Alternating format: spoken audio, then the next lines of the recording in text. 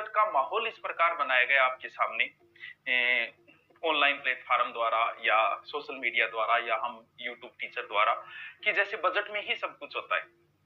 पहले से ही हेडिंगें शुरू कर दी कि बजट में क्या क्या आएगा, आपकी बार बजट में तुम्हारे लिए क्या होगा, बजट में ये होगा, बजट में वो होगा। अरे जरूरी थोड़ी है कि हर भर्ती बजट में आएगी। पहली बात तो कुछ भर्तियां हमेशा आएगी, उनका बजट से कोई लेना देना नहीं है, भले वो बजट में बताई जाए या नहीं बताई जाए। पटवार भर्ती हर 2-3 साल बाद आती है और पिछले 15 से 20 सालों से आ रही है। मैं 10 साल से पढ़ा रहा हूं, मुझे ध्यान में है कि हर 2 या 3 साल बाद पटवारी की भर्ती आती है। बजट से इसका क्या लेना देना है। ग्राम सेवक की भर्ती हर 2-3 साल बाद आती है, इसका बजट से कोई लेना देना नहीं। एसआई की भर्ती हर 2-3 साल से आती है, इसका बजट में जिक्र हो या न हो इस चीज का कोई लेना देना नहीं है।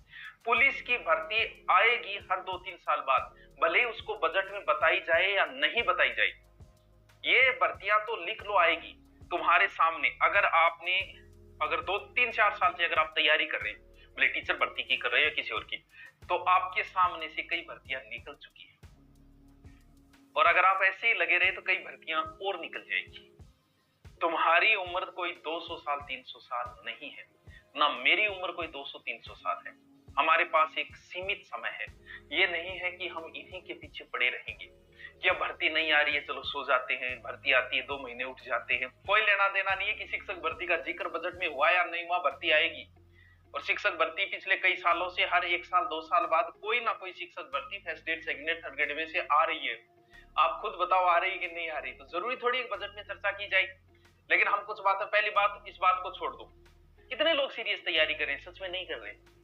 क्योंकि मैं कोचिंग ऑफलाइन भी चलाता हूं, मैं ऑनलाइन भी चलाता हूं, मुझे पता है कर रहे हैं कि नहीं कर रहे। ऑफलाइन मुश्किल से 100 बच्चे आए, ऑनलाइन नॉर्मल चल रहा है। इसका मतलब किसी को कोई मतलब नहीं है, सिर्फ माहौल ढर्रा पैदा कर रहे हैं। पढ़ने वाले बच्चे हैं 20,000 है, 20,000 तो ये। इसके अलावा मैं इतने बच्चे और मान लेता हूं 50,000 से ऊपर बच्चे राजस्थान की तैयारी नहीं कर रहे और जॉब चाहिए 15 लाख बेरोजगार।